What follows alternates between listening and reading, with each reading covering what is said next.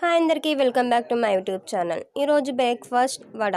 ఇలా ఇడ్లీ పిండి మిగిలిపోయినప్పుడు ఏం చేయాలో తెలియనప్పుడు వడ చేసుకోండి. చాలా టేస్టీగా క్రిస్పీగా కూడా ఉంటుంది. ఒక కప్పు మినపప్పు నానబెట్టుకొని అందులో మిక్సీ వేసుకోవాలి.